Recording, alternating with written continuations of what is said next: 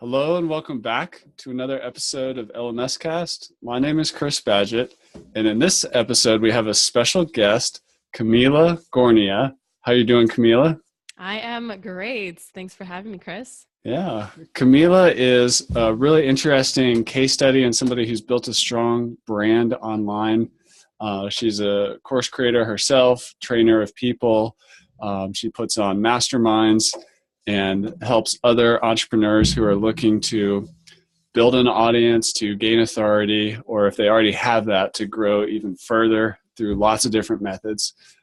So we're going to get into some tactics, but also dig into Kamila's story and just learn from her and really dig into her brand. And she's got a wonderful brand. Can you tell us a little bit, just kind of the short synopsis of who you are and what you do? Yeah, so I'm Kamila Gornia. I am known as the blow up, scale up marketing strategist. And I guess I'm also kind of a business coach, which is funny because I've always been more focused on the marketing side, but then my clients are like, Kamila, but you're also a business coach. I'm like, okay, so sure. What I tend to focus on is supporting amazing entrepreneurs who want to be seen as authorities and thought leaders to blow up online and really make a difference in the world through their marketing. So whether it's launching new programs that are leverage-based, like courses, masterminds, group programs, or stepping out in a different way and then really making a difference with writing books or whatever. I mean, it's really about getting the word out about what you're passionate about and then making that difference with your message. So that's a little bit about what I do.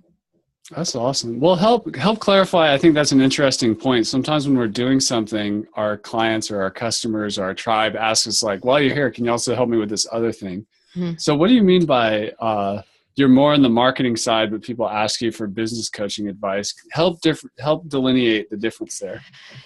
Yeah. So for me, I've always been a very strongly marketing-minded person. I've been doing marketing since the age of 12. So it's always been what I've led with.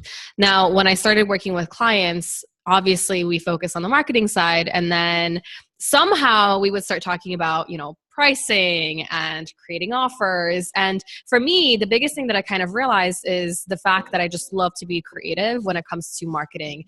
And a lot of times creating offers actually is a very creative process, and I really enjoy doing that. And another thing that really makes me excited is being able to support my clients in projecting income so that they can have the leverage and have the creativity to then impact the world. So in order to have that creativity in that space, you need to have the freedom and the space to do that.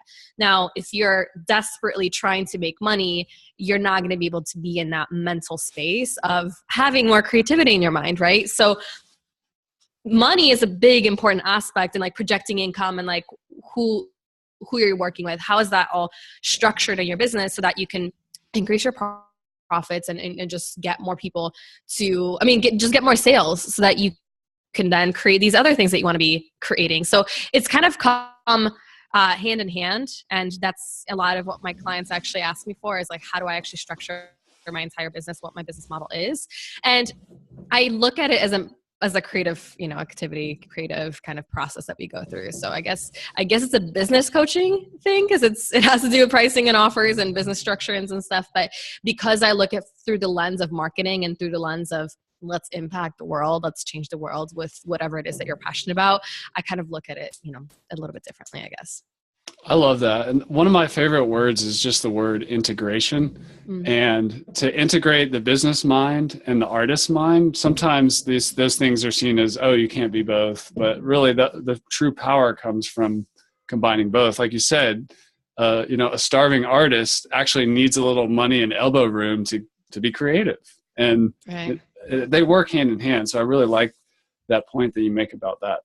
Well, I'd encourage everybody listening, or if you're watching this on YouTube, to head on over to KamilaGornia.com, because when I go there, I see a really strong brand, very clear messaging, somebody who's not trying to be something they aren't, somebody who's just very comfortable in their own skin and helping other people do the same. How did that authenticity, or whatever you want to call it, how did that kind of evolve and become one of your strengths?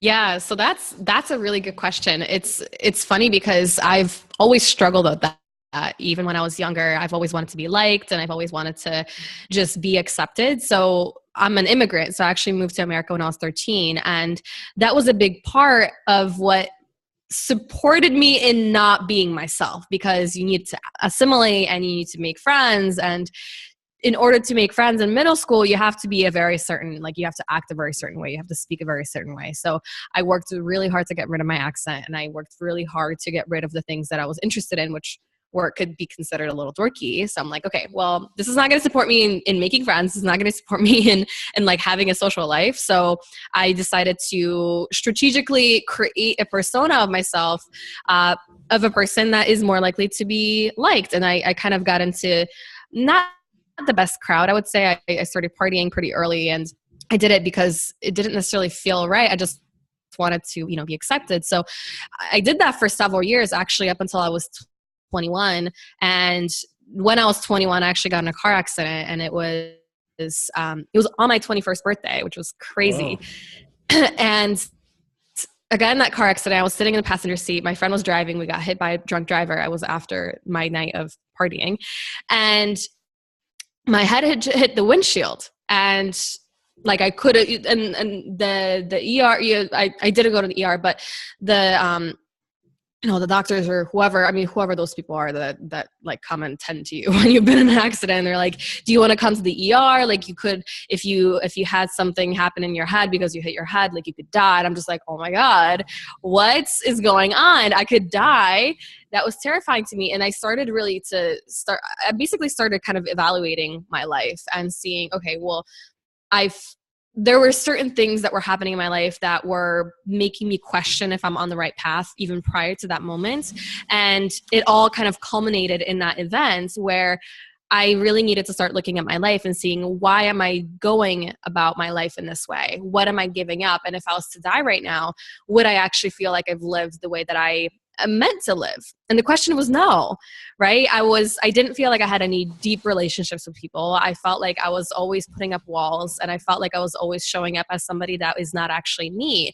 And all the time, I felt a very deep dissatisfaction with who I actually was. So I decided to take small steps to overcome that and break through that and really understand who I was. So I started going into more personal development and started really digging into that. And it wasn't, it might sound like it happened overnight. It definitely didn't. It was several years in the making where I began to really see, what is it that I enjoy? And if I like this and nobody else does, what does that say about me? And through really understanding and learning more about myself, I was able to realize that I do care about creativity, and I do have very specific things about myself. I'm like goofy, but also I like that kind of edge and edgy style. And it's okay if it doesn't all make sense. It's okay if it's not strategic in a way. It's just who I am.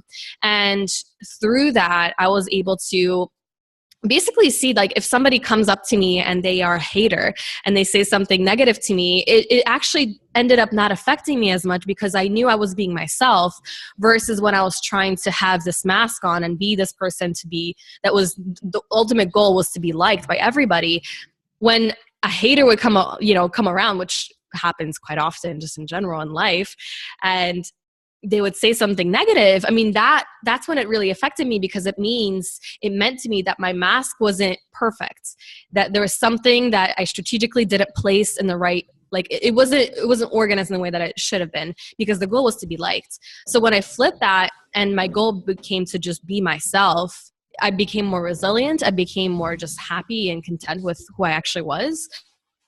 And I wanted to create a business that supported me in being that authentic person and being that person who it is that I am. So I love working with people who are also looking to break through and be themselves, and understand that even if you're different, even if you have quirks about you, even if you're weird or society deems you not normal, it's okay, because it's all a part of your story, and you shouldn't have to reject a part of you just because it's not easy to market, or it's not something that everybody's going to like, because it's really difficult to be universally liked. It's actually impossible to be universally liked. And when we try, we're, setting ourselves up to fail. So I'd rather just enjoy my life. And that's really what my business is founded upon, I would say, is being able to just live and just be yourself and do things in a way that feels good. I think that's really beautiful. And it speaks to leadership in general and also teaching. In order to, lead and teach, the first thing we have to do is, lead ourselves. And I mean, clearly you've gone through an experience that then allows you to kind of give back and, return and help other people who are trying to break through in a similar way that you were. So that's awesome. I love your story. That's so cool. Thank you. What was the transition point of going from your transformation to helping other people? Like what, when did that, you said it may seem like it's overnight, but it's not. Like, tell us a little bit more about the process of getting started online for you and what that was like. Well, getting started online happened when I was 12, and it wasn't a very, I don't know if I guess it was pretty authentic because it was a website that I built, and it was about manga. And this was back when I really liked it, and there was no one in my town that liked it. So it wasn't a business venture. It was just kind of like a hobby thing. But for me, and then I had a photography business where most of my clients I got through the online, and then I had a health blog and stuff. And I think because I had so many things that I've done, when I finally became more intentional about creating a business, because these other things, I consider them ventures. I guess they were businesses because they were profitable, but I didn't necessarily set out to like, oh, I'm going to now create a photography business. Oh, now my blog is going to become that. That's not really what I intended it to be. But I feel like because I had these ventures, when I actually did become intentional about creating a marketing business, coaching kind of business, I had this background already that allowed me to know kind of which way to go about it, what to do, what not to do, and that kind of stuff. And I think for me, the biggest thing was in the beginning, especially with photography, and even with my health blog, it was more about myself, and it was more about like discovering what I like. And it was a lot of that discovery that allowed me to find that there's other people that are also doing very similar things. And as I was moving into creating a more intentional business, I was actually a little bit confused about what is it that I wanted to create. And I'm a multi-passionate person. I love so many different things, which is why I had all these different ventures. So it's unrealistic for me to have a business that incorporates all the things like that. So potentially my marketing business is selfish because I'm so interested in so many different things that I want to do them all, but I can't. And same with marketing. There's so many campaigns, there's so many things that I want to test that I realistically can't do on my own, in my own business. So I love being able to support other people who also are very passionate about what they're doing, and they see that mission, they see that the thing that they want to change, and I get inspired by passion. I get so fueled by other people who are passionate. They have something that they want to change in the world in some kind of it just makes sense. And when there's that spark, that's what lights me up. And for me, I'm able to then experiment and use my multi-passionate tendencies towards my clients. So it's, I'm interested in health, and I'm interested in relationships, and I'm interested in like all these things. Well, that's my clients. And I'm able to basically use my interests and get them out there because I wouldn't be able to do it. And, I really see a vision for a world that is filled with love and creativity and passion and just really incredible things that everybody is doing. And I would love a world that's like that. So this is my way of making sure that happens. I kind of, my work goes through these clients, these people, so they can do the amazing work that they're doing, and I can support them because marketing has always been like I guess superpower because I've been doing it for so long, and it's what I'm leveraging that to support other people who are amazing in their kind of industries. I think that's really admirable. And one of the things I hear in there is it's okay to be a little bit selfish. And what I mean by that is, if you give and you do consulting or coaching or teaching, and at the end of the day, you're like, oh, I'm whooped. I have nothing else left to give, which it's fine if that happens. But what you're also saying is that by helping these people, you get to explore and play in all these different areas in all your multi-passionate ways, that you're also getting something out of it, which creates, that's more like an infinite loop that can just keep going and growing and expanding. So that's really well said. where did the words blow up and scale up come from? And, you know, a lot of if you guys go to Kamila's website, you'll see just some really well-written, you know, words around what she's up to, what the manifesto is, there's a strong brand. It doesn't feel like blah. It's like, okay, this is Kamila. But so where does that come from, blow up and scale up? Yeah, so it's funny because this was, I think, a year and a half ago, and I was working with my copywriter, and we were doing this whole rebrand thing. Maybe it was 2 years ago, I don't remember exactly, but so in the copywriting process, she basically was asking me a whole lot of questions. And the thing that I kept saying is, okay, so what am I passionate about? Well, I want these incredible people, these incredible authorities, these course creators, these people to be able to blow up so that everybody knows who they are. And then therefore they're able to change the world. So, you know, people that create courses and membership sites and all these different things, they're doing it because they want to teach people. They want to like impact these people in a very specific way. So if they're doing it and nobody knows who they are, they're not really doing anybody any favors, right? It's like, how can you keep that brilliance to yourself? It's selfish to do that. So I want these people to be known. I want them to be known in a huge way so that everybody knows and has resources to support themselves and whatever it is that they need, you know, whatever they need support with. So I want them to blow up. Huge, like explosive, just that's what I guess I like using masculine words. I don't know. Like boom. And then the scale up, so I kept mentioning that word to her. And then the other thing I was like, okay, well, I really also like it to not be pure hustle. I also like it to have some leverage and that you're doing it in a way that it supports your lifestyle too and that you're enjoying yourself. So a lot of it has to do with like scaling your business, because the people that I also love working with are people that have already done this and now they're looking for scale. They're looking for leverage. They're looking to bring in more customers without having to spend and expend more energy to necessarily do that. So it's kind of creating these systems to make it work, like funnels and launching, automated kind of launching and stuff. So I guess saying to scale up, like scaling and scaling. So blow up and scale up is basically like the gist of the thing that I tend to focus on with my clients. And from that, when I was thinking about these two words, I'm like, okay, this makes sense. This is really interesting. And then I realized that I actually have a very specific like methodology that I use when it comes to entrepreneurship and like everybody is in a very specific stage as they're going through their business. And it's my blow up and scale up method, which has like 5 very specific levels. So there's the setup, there's the think up, set up, blow up, scale up, and then free up.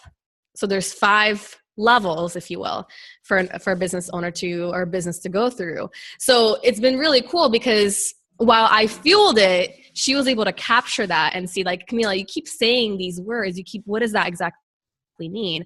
And then that became like a whole thing, like a whole part of like huge part of my brand as well. So it was a really cool experience.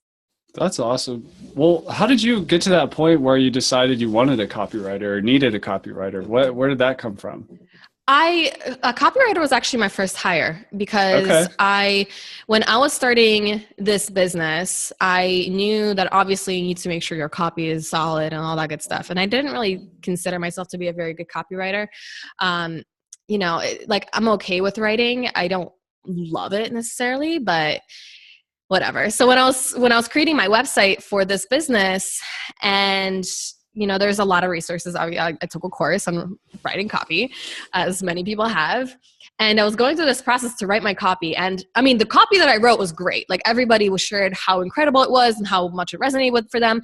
But it took me so long to actually finish it. And I'm a person that like, I like things to be like, all right, let's go. So for me to sit there for like 2 weeks to write my website copy was just like, I just wanted to like die. It was not fun. So after I did that, every future sales page, website, I mean, just the energy expenditure was not worth it. So the first person I hired was a copywriter, and it was a project based, of course.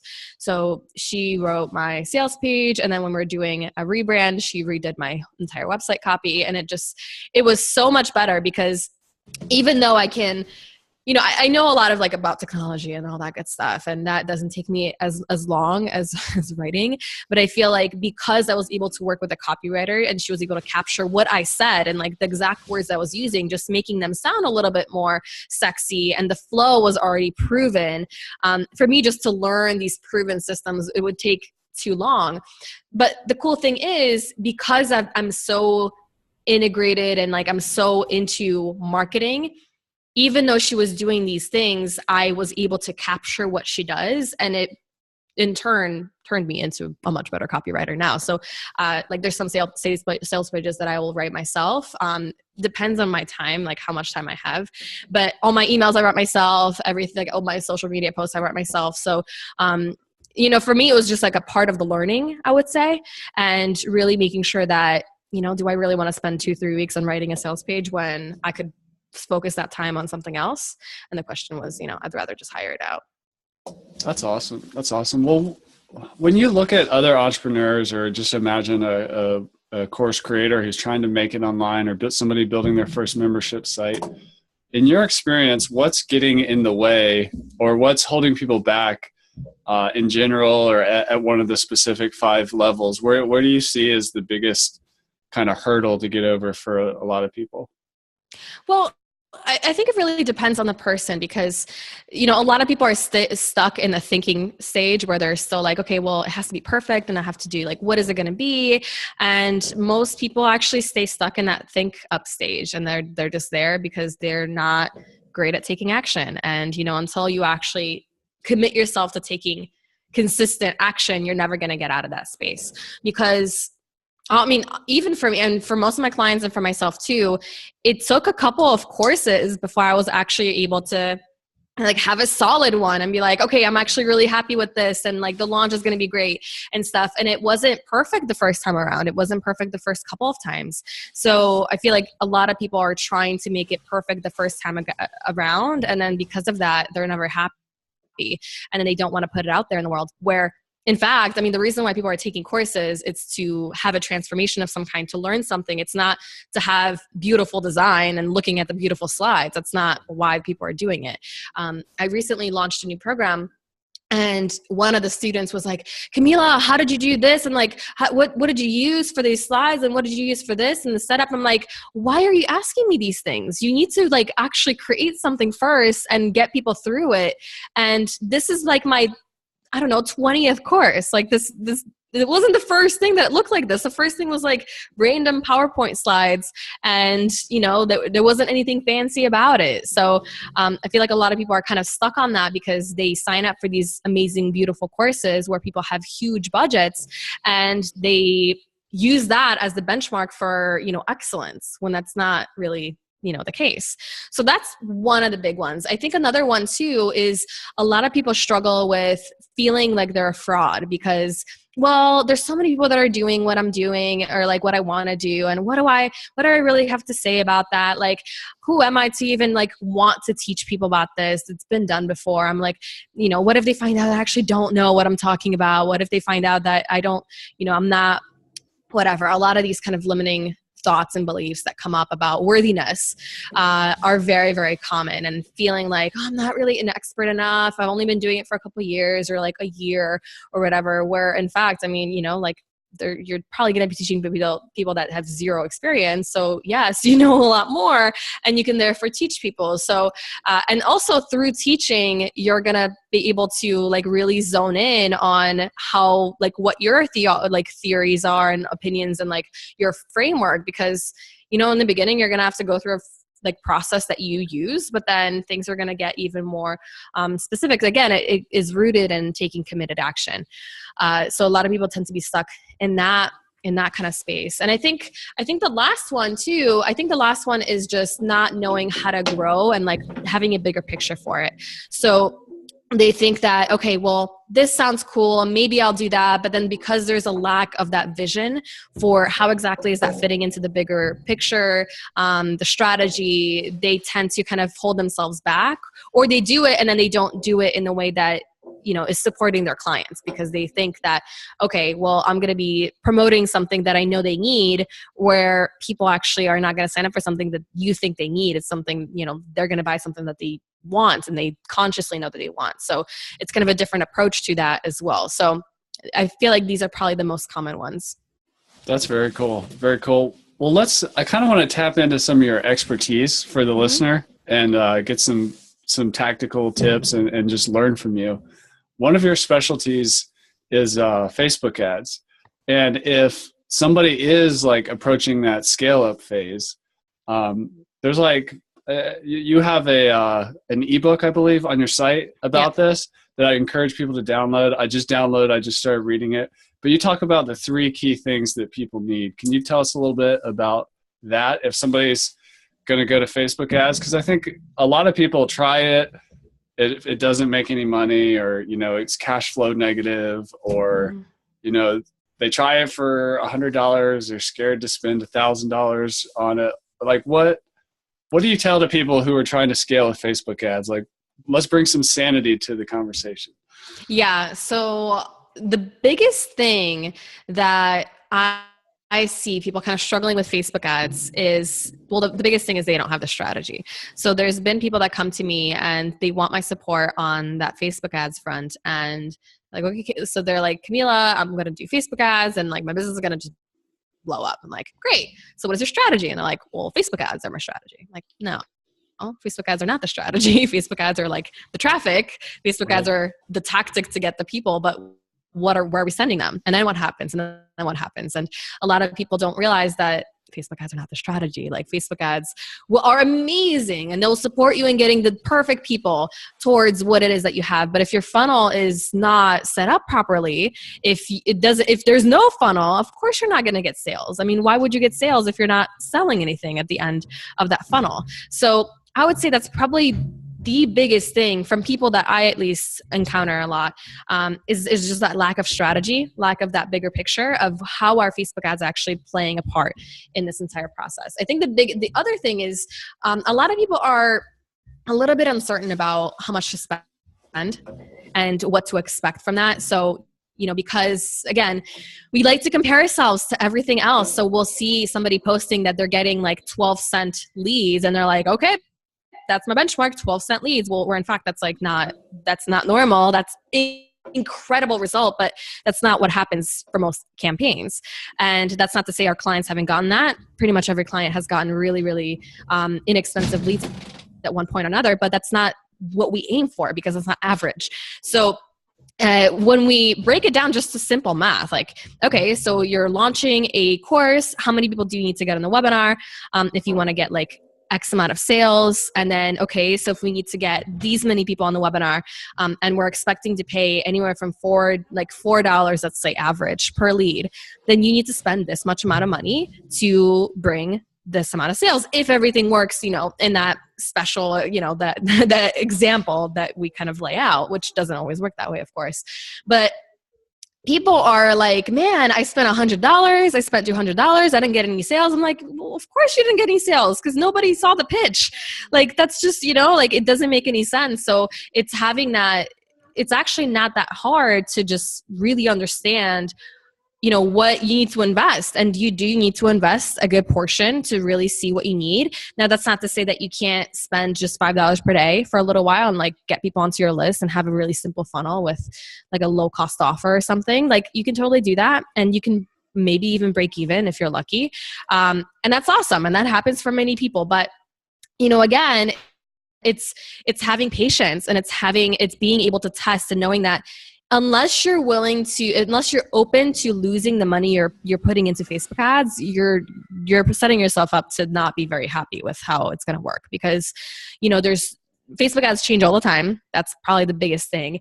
And even within ad sets and audiences, that changes all the time too, because, competition and how many people are running ads to these audiences and just how much text you have in an image and just relevancy, that's all going to affect how much Facebook is going to be sharing your ads in front of people. So how much you're spending even per click is going to differ. So per lead, of course, is going to differ even more. So unless you're willing to just come into it with an experimentation mindset and like learning and coming into it as, you can't really fail, because even if I get no leads, at least I'm going to know why people don't really like this thing. It's going to be not a very fun ride for you. So I think that's the biggest, one of the big ones as well. And I think lastly too, a lot of people when they're scaling ads, they go from paying like $10 per day per audience or per ad set, and then they go to like 100 immediately. They're like, oh, I have all this budget, I'm ready, this is working, let's do it. And that's not what I recommend either, because what happens with Facebook that's a little bit interesting, and we had one of our clients that was kind of facing this recently, where she was in positive ROI when the budget was at like, it was like 100 per day. And then we scaled it up slowly. And then eventually the ROI started to break even, and then it was a negative ROI. And when we were spending less money, it was in positive ROI. So it's really the best thing you can do when you're scaling is being like, when you're moving into the scale part, being very aware of what's going on with your ads and keeping a really hawk eye on the ROI, how much you're earning, if it makes sense, because just because you have more money to spend doesn't mean that your ads are going to be also performing at that same level. Facebook is really, it's a whole different beast, and you just can't guess what's going to happen, even if it theoretically should be working the way that you think it should be working. So scaling slowly, adding just a couple of extra dollars per day, and then keeping that really like focus attention, laser attention on performance is definitely going to take you far. That's great. Well, I really appreciate that. And thanks for all that insight into Facebook ads and, paying for traffic, making sure you know your economics. And what are you pointing them to? What is the sales funnel? Like, not just pointing them to the homepage or whatever. But in terms of like the offer itself, if we go through that to the offer and what we're offering, one of the things I notice about you is you have like all these different things. Like you have a membership site, you have a mastermind. Can you tell us like kind of what your product suite is and where you've ended up at? Yeah, for sure. So this is probably one of my faults, because I am creative and I love creating offers. So I have a ton of offers and I create new things all the time that are a little bit more standalone and they're more like spontaneous, if you will. And I'm not going to mention my like low cost things, because there's a ton of those and they're all moving into something else. So everything I create is very strategically created. It's not like a random thing because somebody wants it and I'm creating it and it doesn't like follow into something else. Like there's always a flow. So the bread and butter for me is my mastermind, which is a high ticket, it's 10 months now, 10 month program for entrepreneurs that are like around or at or past 6 figures. And they're looking to really get to multiple 6 figures with leverage offers, sales funnels, paid traffic, launching courses and programs and things like that. So that's my main thing. That's the thing that eventually I want everybody to go into, because that's what's making most of my money. Now, the things that are before that, I have my Authority Launcher program, which is like kind of self-study, but not, it's kind of group self-study. It's a very differently structured program than like anything that's out there right now. And it's about setting up your marketing to position you as an authority basically online. So really amazing program. I love this program. And again, everything kind of goes into that because that's where I want people to go. So then they're ready for the mastermind. So that's kind of the flow from there. And then, so these are like the 2 main ones, the flagship ones that I would say. I also have my Telesummit course. So the Business Famous Telesummit Formula. So this is a kind of a standalone course, but again, when people take that, they're much more likely to be a good fit for the mastermind. So it makes sense that they would be taking that. I have a Facebook ads course as well, Rapid Growth Facebook Ads System. And again, people that take that might be a good fit for the mastermind because we talk about Facebook ads. And I have a whole bunch of other things. These are, I think, is there anything else that is like a standalone passive-ish? No, I think these are the main ones. I have my membership site. So my membership site, at the time of this recording, it's called the Society, the hashtag Blow Up Online Marketing Society. I'm actually going to be rebranding that into the Vault. So it's going to be Marketing Vault. And because I create so much content, it's basically where all my trainings, my like smaller content things that I create, that people are going to have access to, like a vault of just marketing like trainings and things like that. So that's like another thing that I have. And these are really the main things that I move people into. And then all the smaller things, all the like even the higher ticket things like workshops and stuff that I do. I mean, that obviously makes sense to move into something else at the back end of that. But I need to have that space for my creativity to flourish too. So if everything was just planned out and that's all I was selling all year without giving myself space to like, oh, well, what about this? And like that, like I would just not be happy. So it's allowing me to fuel that creative side of me, but also having that steady, secure, projecting kind of income base for my business to really be solid as well. That's awesome. Well, that was a 5-minute masterclass on funnel design right there, while still being true to your artistic creative needs. That's awesome. Well, let's speak to the already successful online course or membership site owner. They've got a training vault, if you will. What would you, I recently saw that you did a 185K launch on your mastermind, I believe. Yep. A year ago. What, if somebody's like, okay, I did it. I have a successful membership site. I have a successful online course. I want to try this mastermind thing. Can you share your experience and what you learned? What works great? Where does most of the value come from? What are some pitfalls to potentially avoid? How big or small should it be? Should it be live? Should it be online? Should it be both? Take us to school. Yeah. So before I talk about that, I want to just differentiate between a mastermind and a group program, because a lot of people that create masterminds are actually creating group programs.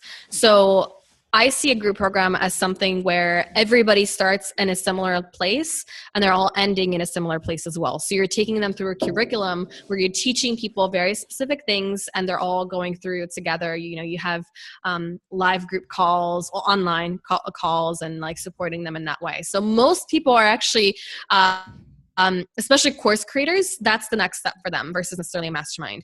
So because it's just easier to kind of, it's easier flow, easier organization and that kind of stuff. No, I have that. I've had that for a little while too. And a mastermind is more so where you bring people and there are kind of different levels. They might want to focus on kind of different things, but there's an overall theme that's similar. And people all start in different places. People are all ending in different places because everyone's kind of focusing on their own path. And then everyone's coming together and supporting each other to really step up in that high level. So my mastermind, I did it. It was the first launch from a mastermind a year ago, 187, I think it was, 1,000. And it was the first mastermind I've ever done. So definitely a lot of things that I learned through the process. The one that I'm launching now is quite a bit different. But that one was 12 months and it was lower ticket so most masterminds are about like anywhere from 20,000 up to like, I know some people that do $100,000 masterminds. This one, these are for like the course of a year, 6 months, or what? Yeah, a year. Yeah. So the reason why I created this too, from a business perspective, is because I wanted to have that projection. I wanted to know that I'm solid for a year. I know how much I'm earning and I'm good. And then everything else I'm doing, I can kind of breathe. So from the business perspective, that's why. But then also, I knew about myself that I love working on like bigger things like the launching and the funnels and all that kind of stuff, and being able to support people in that kind of way. And also I like teaching, but I don't love teaching how-tos. I prefer to do it once and then people have it and then they can get to it versus me reiterating it over and over and over again. So with a mastermind, I'm able to support people on a high level strategy, just like how do we grow? How do we leverage? How do we like get to the next level, which is something that I excel at and I love doing. So everything else that was how to, I have pre-recorded and people can have access to that and stuff like that in like the group formats and stuff. So with this, I wanted to stay in that high level strategy. Let's freaking rock this. It's going to be awesome.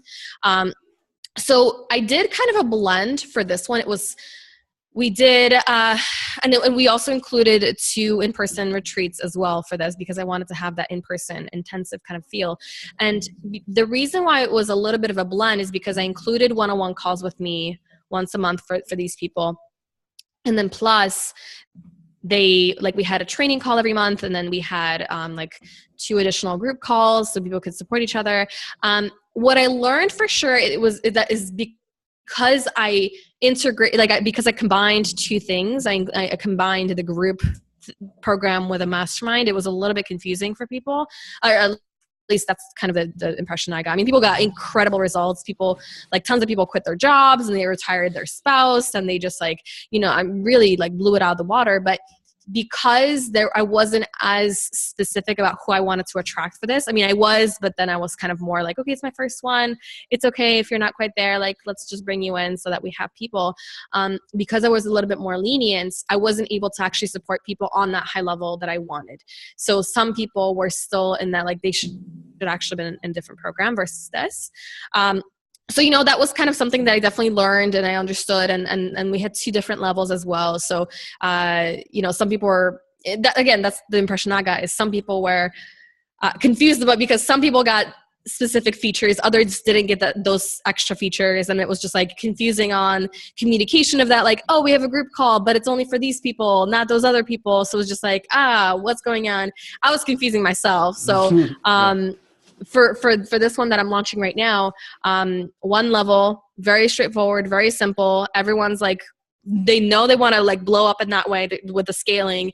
And we're not talking about here's how to get one-on-one clients, here's how to do all that stuff, which is a big part of what we talked about in the first mastermind. And I know how to get clients. I've supported my clients to get tons of clients, but it's not what I'm most excited about teaching. I'm more excited about, again, that more leverage-based model.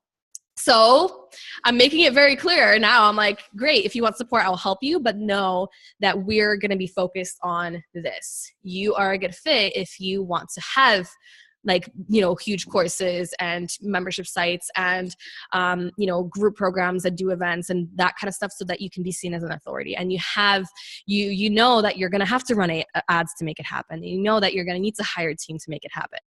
And it's kind of a different, just more specific from that perspective. And I do find that for Mastermind, I personally find that it's better when it's smaller. So my previous Mastermind was about 18 people. So I like that number because not everybody shows up to calls anyways. So, if you want 12 people to show up for calls or retreats, then 18 people might be a good fit for you in terms of who you want to bring in. Group programs, you can really make it much, much bigger. It's really going to depend on how you're going to structure your group calls. If it's going to be laser coaching, if it's going to be hot seats where people have more time for themselves to get support, if it's going to be just training. If it's going to be just training and just straight Q&A, you can have a lot of people. One of my colleagues who's a mastermind coach, she has 90 people in her mastermind, and it's a ton of people. But because of the structure that she has for it, it kind of made sense a little bit more. So, it's really kind of brainstorming on how do you want to support people, and always starting with yourself too. A lot of people say start with the clients. Honestly, I want to have business that I'm excited about, because if I'm starting with the clients and only thinking about the clients, then I'm going to create a business that I'm not excited about because someone else is telling me to do that. So I start with myself. How do I want to support people? And then looking at what do they need, and then finding a happy medium between the 2. That's awesome. Well, thank you for sharing all that experience. I want to ask you something about working with your tribe. Sometimes you have these free opt-ins, maybe some free exchange on Facebook group, social media, wherever. Then you might have some lower price things. And then, then there's the membership, and then there's this high ticket mastermind thing. What, besides obviously having a budget for the mastermind, what makes, if somebody has a nice size audience and membership site, and they're thinking about getting into it, and maybe they're scared that I don't know if anybody would actually go for my big mastermind thing, what would you say to that person? And how do you identify the people, what makes people different that are really ready for that appreciate that? Well, I would make sure that the low ticket offers you're creating are setting people up to be ready for that big mastermind. So I have a lot of stuff about Facebook ads. People that are interested in Facebook ads have the money to spend on Facebook ads likely, which means they might be more open to, mastermind kind of stuff. Not always, but very frequently. So there's people that focus on very, very beginner stuff, like how to, you know, set up, I don't know, something really basic. And then on the back end, they have this big mastermind that's about like high level stuff. And there's the disconnect because, well, of course, people that are newer, they're going to want to know how to do these, you know, DIY stuff, and they're not going to want to spend money on it. So there's a, you know, of course, most people are not going to be ready for that mastermind, but it's really setting up and framing everything in a way that is supporting you in that growth, and then using very specific words that are attracting those right kind of people. And then even when you talk, even in your emails, is just mentioning that big program, mentioning that this is how you work with people, mentioning this is what your vision is for people and how you like to support people. And then the right people are going to stick around. And then, you know, if the first mastermind has to be like 4 or 5 people or 6 people, that's okay too, because those can be very, very effective as well. So it's not even, you know, it's not even stressing out too much about like, are people going to want it or not? Because people, you know, if you're setting these kind of breadcrumbs for people to go, you know, take, and they're all going to be ending up at that place, you know, you should be fine. But then if you only have like 50 people on your email list, I mean, it's going to be a little bit tough. like that's for sure. So like maybe you're going to have to lower the price for the first one. Like mine was much lower in price for the first one because it was my first one. So it's really like looking at what can you do to make it a success for yourself. And if it means not doing the recommended thing that everyone's saying to do, like that's okay, because it's supporting you as in your own personal growth in your business. That's awesome. Well, Kamila Gornia, ladies and gentlemen, I want to thank you for coming on the show and honor you. I feel like you came on here and you just gave and gave and gave so much knowledge and insights. I'd encourage people to go to KamilaGornia.com, and there'll be a link in the show notes and all that stuff, and check out what she's up to over there. But yeah, just thank you for coming on the show, and thank you so much for sharing so much great experience with the listener. Yeah, of course. Thank you so much for having me, Chris. It was a lot of fun, and I'm excited to support. And if anyone has any follow-up questions, I'm happy to support. Is there anywhere people can connect with you besides your website? You can find me on my Facebook business page too. Like you can message us on there, and yeah, we can talk. All right. Well, thanks again for coming on the show. Thank you.